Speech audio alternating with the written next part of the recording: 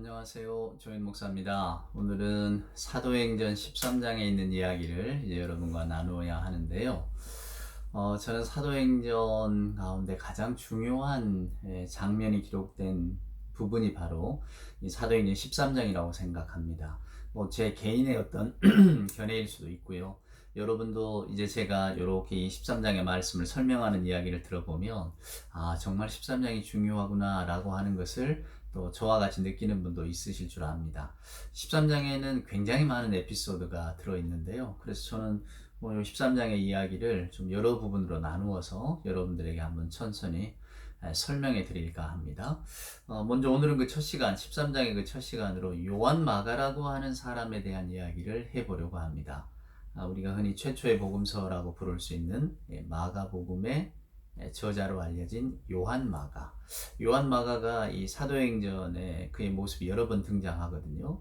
근데 요한 마가로 인해서 저는 우리 기독교 역사가 많이 바뀌었다고 생각합니다. 그러니까 마가라고 하는 사람을 매개점으로 해서 바울의 선교 사역이 달라지고, 그리고 그 바울의 선교 사역이 달라짐으로 해서 전 세계적으로 이렇게 복음이 전파되어지는 계기를 마련되었다라고 보거든요. 그것이 바로 물론 다 주의 성령의 인도하심이겠지만 오늘날을 살아가는 저와 여러분에게도 인간의 운명, 또 우리가 늘 일상생활 속에서 겪는 어떤 우연한 사건들, 저나 여러분이 그 의미는 다 알지 못하지만 때로 전혀 예기치 않은 곳에서 일어나는 일들이 우리 인생에 어떤 영향을 미치는가, 그것을 주의 성령의 역사 가운데 어떻게 조망해 볼 수 있는가를 알려줄 수 있는, 어쩌면 굉장히 통찰이 들어있는 본문이라고 할 수 있겠어요. 자, 그래서 오늘은 그 첫 번째 시간으로 요한 마가의 이야기를 한번 나눠보도록 하겠습니다. 자, 사도행전 12장 25절 마지막 부분이에요. 바나바와 사울이 부조하는 일을 마치고 마가라 하는 요한을 데리고 예루살렘에서 돌아오니라. 자, 마가라고 하는 요한을 데리고 예루살렘에서 돌아왔다는 것은 바나바와 바울이 선경금을 가지고 예루살렘 교회를 도우러 갔다가 돌아올 때에 요한 마가라고 하는 이를 데려왔다는 겁니다. 어디로? 안디옥 교회로 데려왔죠. 자, 13장은 이렇게 시작합니다. 안디옥 교회에 선지자들과 교사들이 있으니 곧 바나바와 니게르라 하는 시므온과 구레네 사람 루기오와 분봉왕 헤롯의 젖동생 마나엔과 미 사울이라. 주를 섬겨 금식할 때에 성령이 이르시되 내가 불러 시키는 일을 위하여 바나바와 사울을 따로 세우라 하시니 이에 금식하며 기도하고 두 사람에게 안수하여 보내니라. 두 사람이 성령의 보내심을 받아 실루기아에 내려가 거기서 배 타고 구브로에 가서 살라미에 이르러 하나님의 말씀을 유대인의 여러 회당에서 전할세 요한을 수행원으로 두었더라. 이 사도행전 13장은 이제 세계 선교가 시작되어지는 그 첫 장면에 대한 이야기를 우리에게 들려줍니다. 자, 안디옥 교회에서 바울과 바나바는 목회를 하고 있었습니다. 근데 오늘 안디옥 교회에 관한 이야기를 성경은 좀 들려주는데, 안디옥 교회에 선지자들과 교사들이 있으니 바나바와 니게르라 하는 시므온과 구레네 사람 루기오 분봉왕 헤롯의 젖동생 마나엔 및 사울이라. 즉 안디옥 교회의 지도자들을 우리에게 들려주고 있는데요. 첫 번째로는 바나바를 이야기하고 있고, 두 번째는 니게르라는 시므온과, 니게르라는 말은 이게 라틴어로 흑인이다, 아프리카계라는 뜻이거든요. 우리가 흔히 좀 비하하는 말로 무슨 니그로라 하기도 하고 하잖아요. 그런 말 쓰진 않지만 여기서 다 비롯된 말입니다. 그러니까 아마 흑인 시므온과 구레네 사람 루기오와 분봉왕 헤롯의 젖동생 마나온, 이 헤롯이라고 하면 예수님 당시에 핍박했던 그 왕을 말합니다. 젖동생이라고 하는 거 보니까 아마 배다른 동생이었던지 했겠죠. 근데 하여간 그 동생도 있었다는 거예요. 그러니까 이 안디옥 교회라고 하는 그 교회의 지도자들의 면면이 얼마나 다양했는가를 보여줍니다. 그것이 안디옥 교회의 힘이죠. 주 안에서는 모든 경계가 허물어지잖아요. 그러니까 마치 모든 경계에는 꽃이 핀다고 하는 그 한민복 시인의 시처럼 모든 경계가 다 허물어지기 때문에 담처럼 세워놨던 곳이 전부 다 꽃으로 변하는 겁니다. 그게 바로 그리스도의 능력이고 힘이죠. 오늘날 저와 여러분도 마찬가지입니다. 우리가 교회가 아름답다고 하는 것은 밖에서야, 즉 사회생활을 하면서 저나 여러분은 어떤 선입견이나 또 우리가 이렇게 자라온 전통이나 전통이나 관습이라고 말할 수가 있겠죠. 그러니까 우리에게 익숙한 것, 우리가 그냥 이렇게 친숙한 것은 쉽게 받아들이지만은 낯선 것 되게 다 거절하고 거부하잖아요. 그러니까 학연지연을 따지고 우리가 다 그런 어떤 그 습성을 가지고 살아가잖아요. 근데 그것이 우리가 살아가는 세상 속에서 또 일상생활 속에서는 그냥 뭐 크게 뭐랄까 나쁜 일도 아니고 그건 우리의 마치 그 숨쉬는 공기처럼 익숙한 거란 말이에요. 근데 교회는 우리 의지대로 사는 게 아니잖아요. 여러분 성경은 자유에 관한 이야기입니다. 이걸 놓치시면 안 돼요. 하나님이 최초에 우리에게 자유를 주셨는데 그 자유는 내 뜻대로 네 마음대로 하라는 자유가 아니라 주님의 말씀에 순종할 것인가 순종하지 않을 것인가 하는 자유를 우리에게 주셨단 말이에요. 그러니까 우리가 예수를 모를 때는 그 밖에 있으니까 우리에게 주어진 뜻, 뭐 내 인생인데 내가 내 마음대로 하면 되지. 이렇게 그냥 사는 걸 자유라고 한다면 이 예수 안에서의 자유는 예수 그리스도, 즉 하나님의 말씀에 복종하는 자유를 말하는 거예요. 그러니까 하나님의 말씀에 복종하게 되면 요한복음의 말처럼 진리가 너희를 자유케 하리라. 그 진리가 진정으로 우리를 자유케 하는 것을 맛보게 되거든요. 언젠가 제가 이 진리가 너희를 자유케 하리라라고 하는 주제를 가지고 여러분들에게 한번 말씀을 드리려고 준비를 하고 있습니다. 이번 주일에 드리게 될지 모르겠는데 한번 귀 기울여서 잘 들어보시기를 바랍니다. 무슨 이야기냐면 자유라고 하는 것은 그리스도 안에 있는 자유예요. 그러니까 우리가 아무리 난 저 사람 마음에 안 들어, 마음에 들어, 난 내 자유지 하다가도 교회 안에 들어오면, 즉 예수 안에 들어오면 우리가 예수 안에서 자유니까 예수께서는 그런 벽을 갖지 말라고 하셨으니까 그 말씀에 순종하면 뛰어넘게 되는 겁니다. 그럴 때 거기에서 진정한 자유함이 온다는 것을 성경은 우리에게 가르쳐 주고 있거든요. 우리는 아직은 성경 말씀보다는 내 판단, 내 가치관, 또 뭐랄까 내 세계관, 또 내가 이렇게 익숙한 내 습관에 다 물들어 있기 때문에 말씀을 알면서도 그 말씀이 나를 얼만큼 자유하게 할까 그 경지까지 못 넘어가는 거죠. 그러니까 여전히 우리는 우리의 습성에 갇혀 있다고 볼 수 있습니다. 그래서 때로는 말씀이 버겁게 느껴지기도 하는 거죠. 말씀이라고 하는 것은 우리가 그냥 이렇게 읽으면서 이렇게 옳다고 고개를 끄덕이는 게 아니잖아요. 우리의 일상 현실 속에서 그것이 드러나게 될 때 정말로 그 진리가 내게 힘을 발휘하는 건데, 그래서 우리가 그 진리를 일상에서 한번 이렇게 경험해 보자고 애쓰는 것이 결국 우리들의 주일 예배고 또 저와 여러분이 교회 생활하는 목적이 아니겠습니까? 우리가 그런 생활을 하다 보면 하나님의 진리 속에서 나는 없어지고 하나님께 순종함으로써 얻는 자유가 있잖아요. 그러니까 오늘 여기 이 말씀을 보면 안디옥 교회는 다 뛰어넘은 교회 같아요. 그러니까 누구나 다 들어와서 또 교회 지도자 역할을 하고 있잖아요. 그 놀라운 교회이기 때문에 이런 일도 할 수 있는 겁니다. 주를 섬겨 금식할 때 성령이 이르시되 내가 불러 시키는 일을 위하여 바나바와 사울을 따로 세우라 하시니 이에 금식하며 기도하고 두 사람에게 안수하여 보냅니다. 교회의 지도자, 정말로 우리가 뭐 사도행전 읽어서 알잖아요. 바나바는 착한 사람이라. 그렇기 때문에 그로 인해서 주께 많은 사람들이 돌아왔다. 바나바라고 하는 사람이 교회에서 차지하고 있는 역할이 얼마나 큰가를 보여주는 성경 구절인데요. 그럼에도 불구하고 안디옥 교회는 오늘 바나바와 사울을 선교사로 파송하는 결단을 내리고 있습니다. 왜 교회를 위해서라면 이들을 붙들고 싶지 않았겠어요. 그러나 주를 섬겨 금식할 때에 성령이 이르시되 성령께서 그렇게 명하시니까 아멘하고 순종하는 겁니다. 내 생각, 내 판단보다는 성령의 인도하심을 따라서 우리가 행하는 것이 옳다 하고 순종하는 거예요. 자, 그런 역사가 오늘 이 안디옥 교회에 일어나는 겁니다. 그러니까 안디옥 교회가 명예로운 이름을 갖고 있잖아요. 최초로 그리스도인이라고 하는 어떤 그 칭호를 받은 것도 안디옥 교회예요. 또 세계 선교를 위하여 최초의 선교사를 파송한 것도 안디옥 교회예요. 지금 이 성경을 읽어보면 처음에 사도행전을 시작할 때의 교회의 중심은 예루살렘에 있는 예루살렘 교회였습니다. 근데 지금 사도행전을 쭉 읽다 보면 교회의 중심이 예루살렘 교회에서 안디옥 교회로 넘어와요. 왜 그럴까 보면 안디옥 교회가 이런 확장된 교회, 활짝 열린 교회였기 때문입니다. 지도자들을 세우는 것도 마찬가지고 지도자들이 다양하잖아요.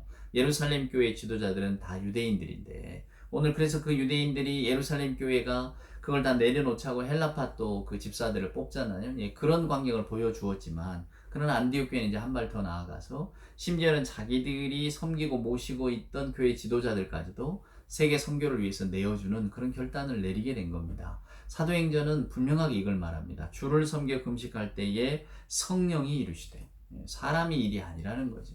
주의 영께서 하라고 하니까 아멘하고 순종했다는 겁니다. 자, 그런데 세계 선교를 떠나는 바나바와 바울이 누구를 데려가느냐면 살라미에 이르러 하나님의 말씀을 유대인들의 여러 회당에서 전할세 요한을 수행원으로 두었더라. 오늘 저는 이 요한 마가에 대한 이야기를 하려고 합니다. 원래 그 이 사람이 요한 마가인데 이 요한이라고 하는 이름이 히브리식이잖아요. 마가는 물론 헬라식입니다.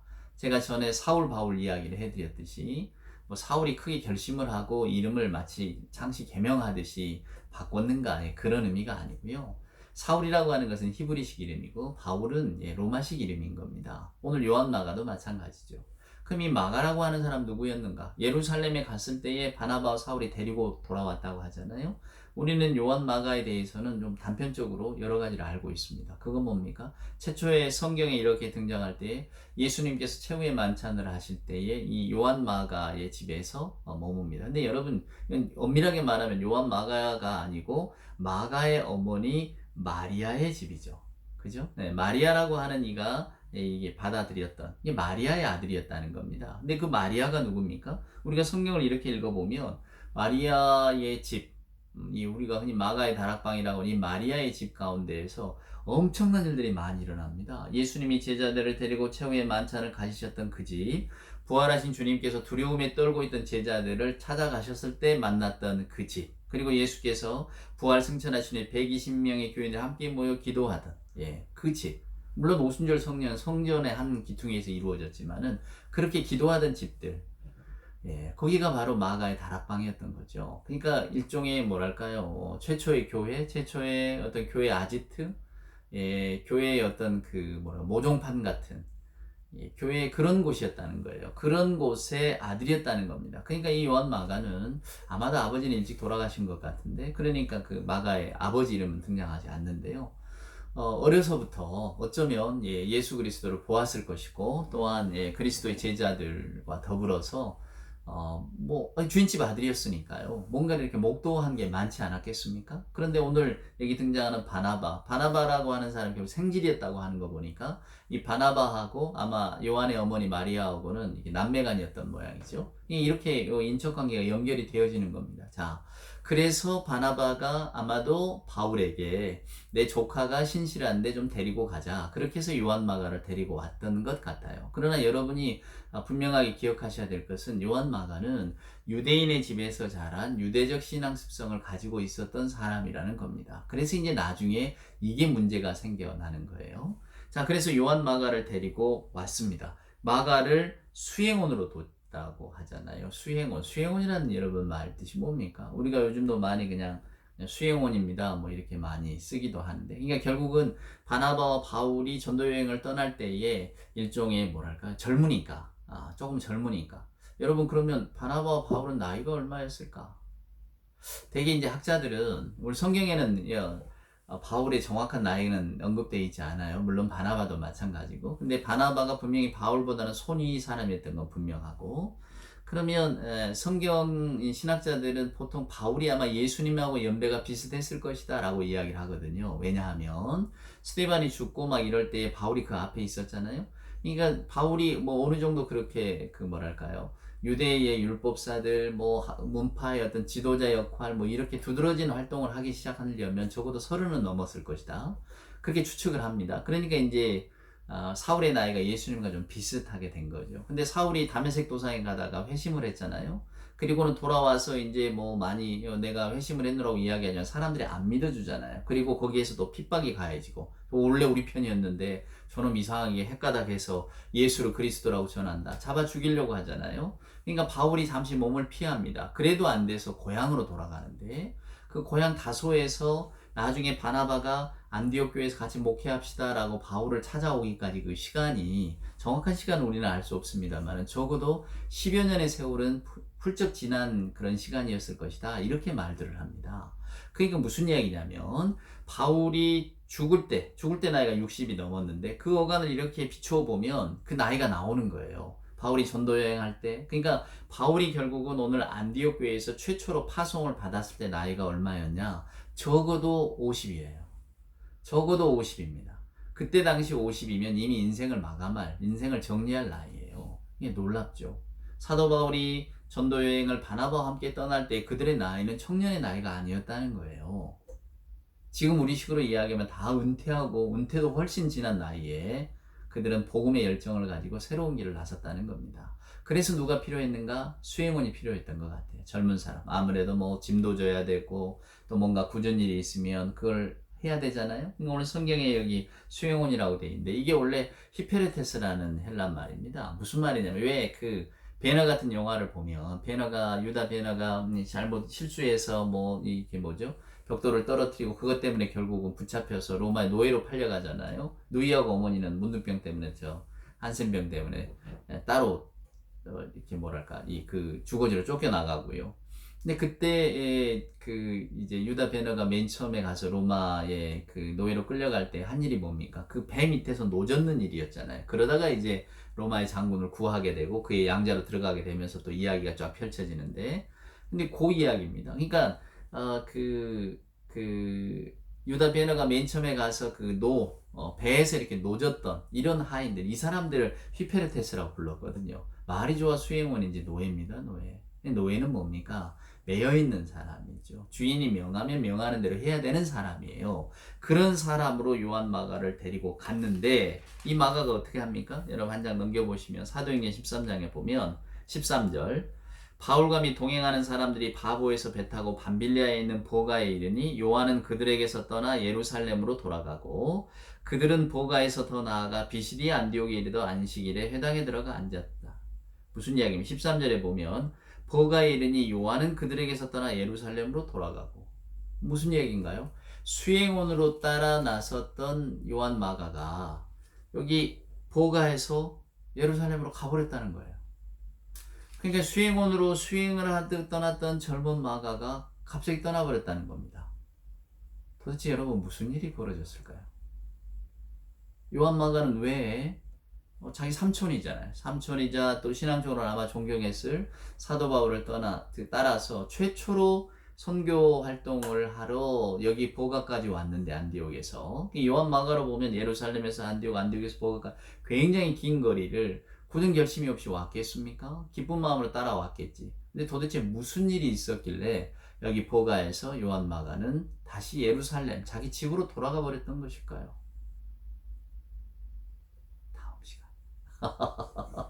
다음 시간에 알려드리겠습니다. 마치 드라마 같죠? 네, 다음 시간을 기대해 주시고요. 오늘 하루도 주 안에서 복된 날 되시기를 소망합니다.